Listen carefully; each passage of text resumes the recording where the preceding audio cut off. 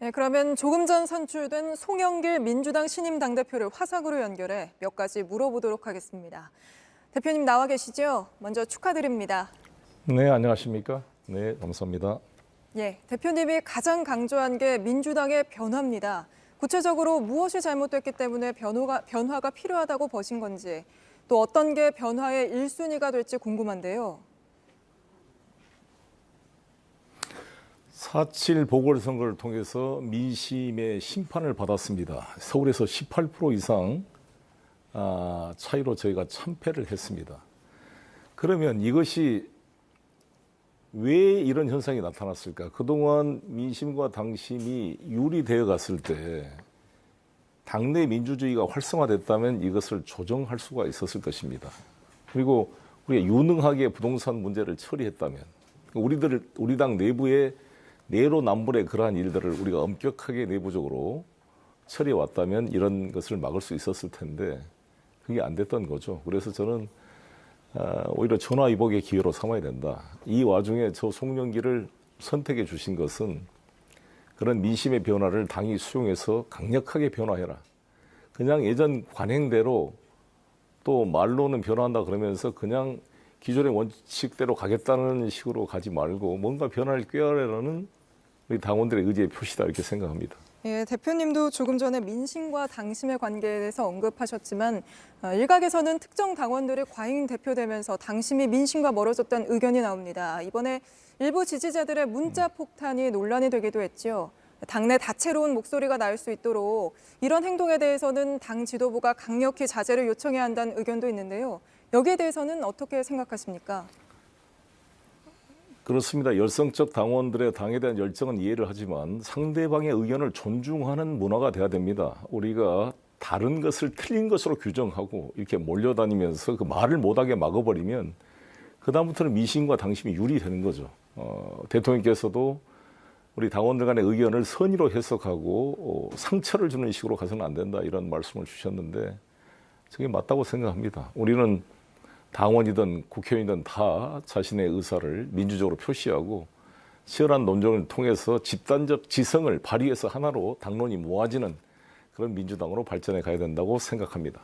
네, 대표님이 변화에 대한 의지가 강하다는 건 잘 알겠습니다. 다만 이번에 정말 간발의 차이로 승리를 한 것이기 때문에 변화의 동력이 좀 떨어질 수 있다는 우려도 나오는데 어떻게 생각하십니까? 원팀이 돼서 오히려 더 강하게 우리 민주당이 변화해 갈 수 있다고 생각합니다. 제가 어떤 특별한 계파 찬스가 없이 정말 독자적으로 이걸 이겨낸 거 아니겠습니까? 송영길의 당선은 이 민주당이 기회가 평등하고 과정이 공정하고 결과가 정의로울 것이라는 문재인 대통령의 이 철학이 이 민주당에도 살아있다는 것을 보여주는 증거라고 저는 생각합니다. 예, 저는 저를 지지해 주신 우리 당원들에 대해서 너무 감사하게 생각합니다. 네, 개파 얘기하셨는데요. 당청 관계도 궁금합니다. 선거 기간 중에 다른 후보들은 송 대표님이 이른바 문재인 지우기를 할 거다 이렇게 얘기도 했는데요.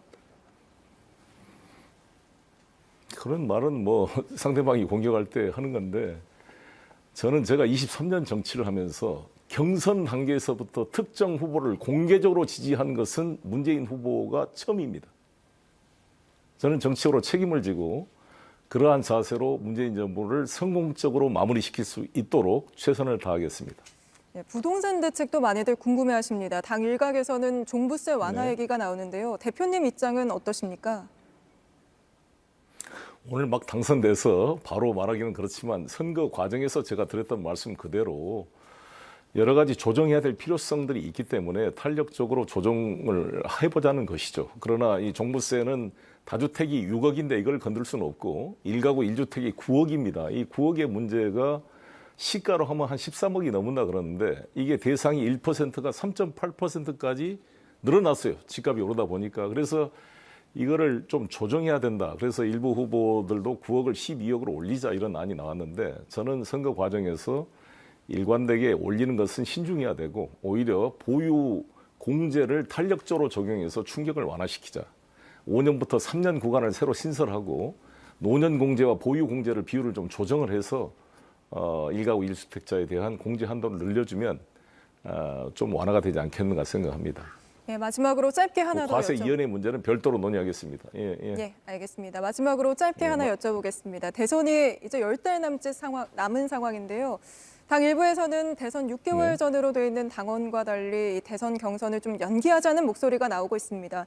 대표님은 어떤 생각을 갖고 계십니까? 저는 내년 3월 9일 대선 승리에 도움이 되는 방향으로 이렇게 모든 것을 판단해야 된다고 봅니다. 그러나 이 어떤 룰이 특정 후보한테 불리하거나 또 특정 후보를 배제하는 일이 있어서는 안 되고 저희가 열린 자세로 우리 지도부 최고위원들과도 상의 드리고 대선 후보들도 다 만나 상의하도록 하겠습니다. 네, 알겠습니다. 오늘 여기까지 듣겠습니다. 말씀 감사드리고 다시 한번 당선 축하드립니다. 감사합니다. 송영길 신임 당대표였습니다. 네, 고맙습니다.